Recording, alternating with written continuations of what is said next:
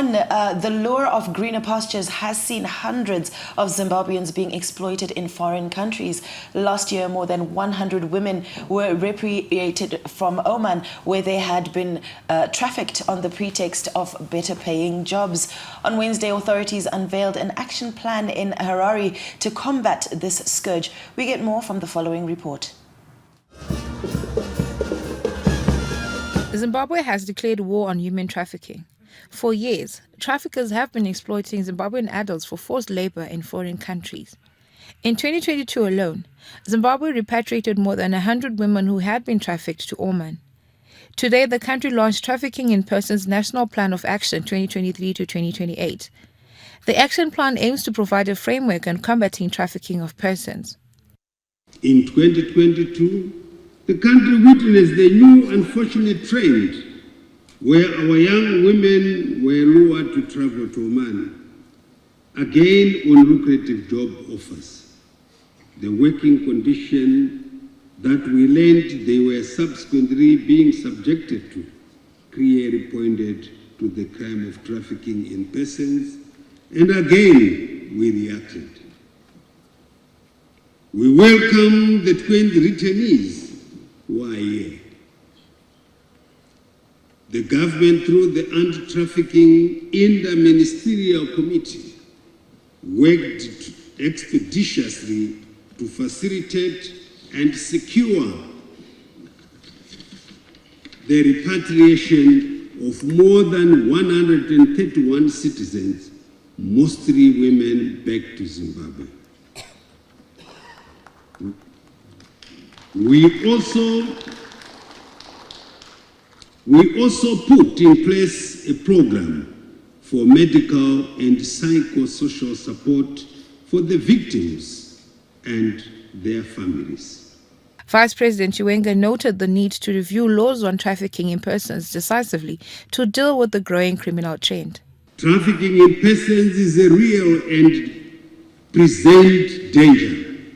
Hence, we need clear and robust institutional arrangements to deal with this scourge as part of the regional and global family.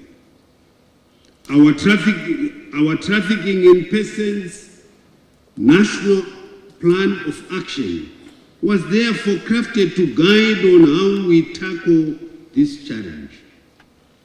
The government sincerely acknowledges and appreciates cooperating partners' support towards the development of the National Plan of Action against Trafficking in Persons. Speaking at the same event, Home Affairs Minister Kazembe said Zimbabwe was working on a comprehensive rehabilitation process to support.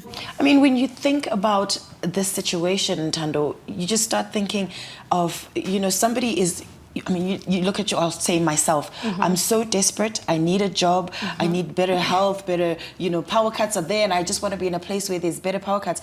And then I'm over here on, exactly, no power cuts. And then I'm here on social media and bam, a great job.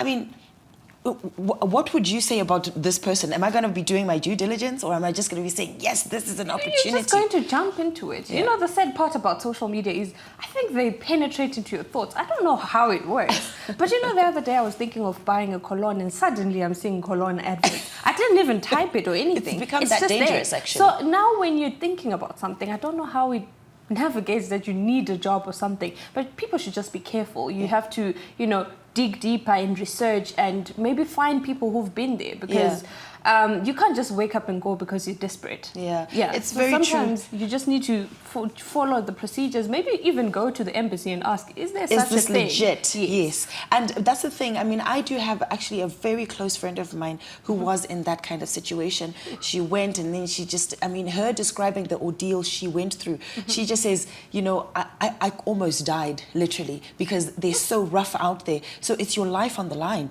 as well. So I think doing your due diligence is absolutely important.